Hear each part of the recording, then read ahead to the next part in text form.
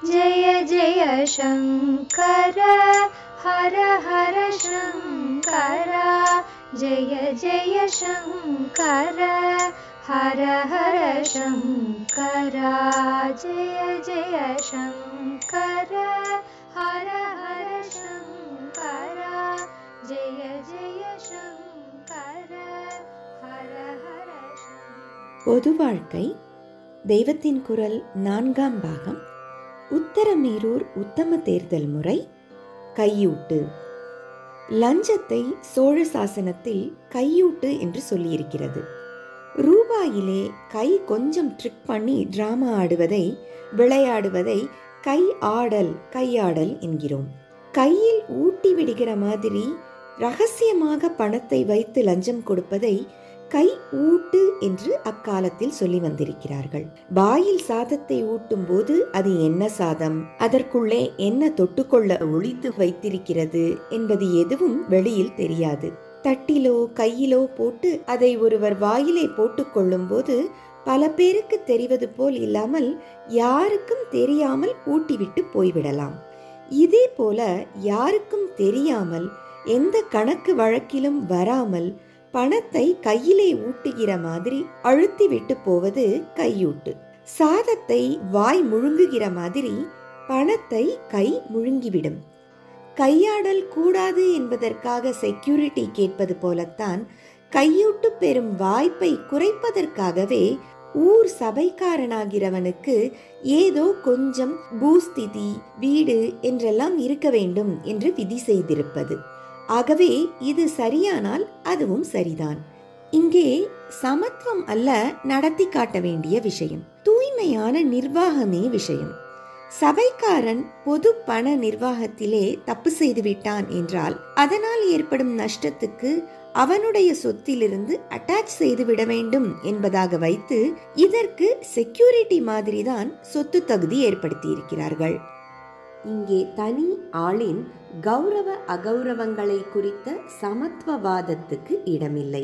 ஒரு ஊரின், ஒரு ஜன சமூகத்தின் சொத்து நியாயமாக பரிபாலிக்கப்பட வேண்டும் என்ற தர்ம நியாயமான தத்துவம்தான் இங்கே கவனித்து பேணப்பட வேண்டிய விஷயம் என்பதை கருத்தில் கொண்டு அப்படியே செய்திருக்கிறார்கள். அதோடு கூட ஒரு ஊரிலே நிலப்புலன், வீடு வாசல் உள்ளவன் என்றால் அவன் பொறுப்பில்லாமல் அதை விட்டு ஓடமாட்டான். ஆனபடியால் இப்படிப்பட்டவன் ஊரோடு இருந்து ஊரின் கஷ்ட நஷ்டங்களை எப்போதும் தெரிந்து கொள்ளும்படி இருக்கும். உழைத்து பணம் போட்டு ஒரு உடைமையை பெற்றவன் அதனிடம் வைத்துள்ள பற்றை போல, அக்கறையை போல ராஜமானிய நிலம் பெற்றவனுக்கு அதனிடம் இருக்காது. பித்துரார்ஜிதமாக ஒரு நிலமோ வீடோ வந்தால் அதனிடமும் ஒரு தினசான வாஞ்சையே இருக்கும். அம்மாதிரி கிராண்டாக கிஃப்டாக பெற்றதில் இராது. தனக்காக்கும் பகுமானமாய் வந்தது என்பதில் தற்காலிகமாக ஒரு மோகம் இருந்தாலும் அது நாள்பட்டு உறுதியான பிடிப்பாக நிற்காது. வெறும் ராஜமானிய நிலத்திலேயே காலம் கழிக்கிறவன் அதை விட்டு ஓடவும் இடம் ஏற்படும். இதனால்தான் சொந்த அல்லது பித்துரார்ஜித நிலத்தை உடைமையாக பெற்றிருந்து அதற்கு வரி கட்டுகிறவனாக இருக்க வேண்டும் என்று விதி செய்திருக்கிறது. வேத வித்யையில் சிறப்பு பெற்றவர்களாகவும் வேத பாஷ்யம் போதிக்கிறவர்களாகவும் இருக்கப்பட்டவர்கள் மற்றவர்களை விடவும் திரவிய சபலத்துக்கு ஆளாகாமல் போதுமென்ற மனசோடு எளிமையாக வாழ்ந்து வருவதை அந்நாளில் கண்கூடாக பார்த்திருக்கிறார்கள். அதனால் அவர்களுடைய நடத்தை சுத்தத்தில் கொண்ட அதிகப்படி நம்பிக்கையின் பேரில் இப்படிப்பட்டவர்களுக்கு மட்டும் மிக குறைச்சலான நிலப்புலன் இருந்தாலும் போதும் என்று விதியை ரிலாக்ஸ் செய்து நிபந்தனையை தளர்த்தி கொடுத்திருக்கிறது. பொதுவாக காணிலத்துக்கு மேல் நிலமுடையான் என்று யோகியதாம்சம் நிர்ணயித்ததற்கு சப் கிளாஸாக, அதாவது உபஷரத்தாக, அதில் பாதியான அரைக்காநிலமே உடையானாயினும் ஒரு வேதம் வல்லானாய் 4 பாஷ்யத்திலும் ஒரு பாஷ்யம் வக்காணித்தறிவான் தேர்ந்தெடுக்கப்படலாம் என்று சேர்த்திருக்கிறது.